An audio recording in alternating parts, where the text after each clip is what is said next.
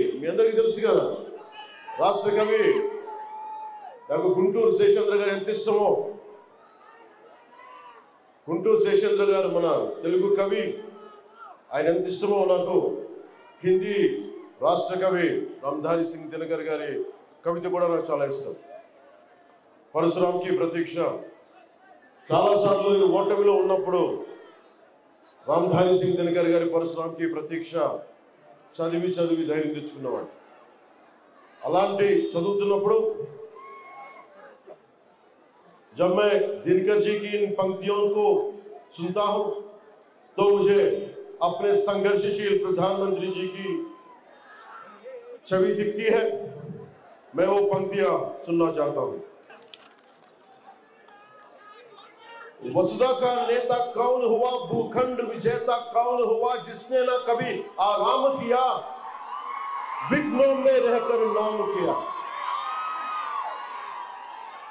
वसुधा का नेता कौन हुआ, भूखंड विजेता कौन हुआ, जिसने ना कभी आराम किया, विघ्नों में रहकर नाम किया.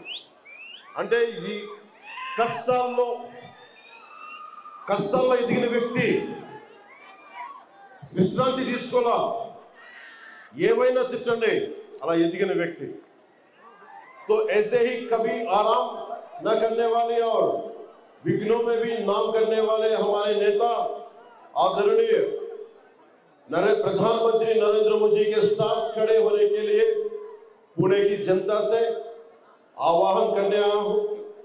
अपने वोट देने के अधिकार की शक्ति को पहचानो, घरों से निकलो, वोट करो और सही सरकार को चुनो, वो महायुति सरकार को चुनो. మన ఓటు విలువ మీరు తెలుసుకోండి. కష్టపడ్డ వ్యక్తి ఈ రోజున భారతదేశం, మన కెనడాలో చూస్తున్నాం, కెనడాలో భారతీయుల మీద ఎలా దాడి జరుగుతుంది.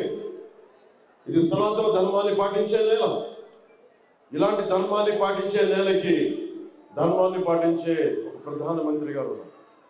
అలాంటి ప్రధానమంత్రి గారి మీద చాలా ఇబ్బందులు, కష్టాలు అన్నిటినీ తట్టుకొని చివరికి ఒక అగ్రదేశం ఆయన ముఖ్యమంత్రిగా వస్తానంటే, గుజరాత్ ముఖ్యమంత్రిగా ఉన్నప్పుడు ఆయనకి వీసా కూడా ఇవ్వలేదు.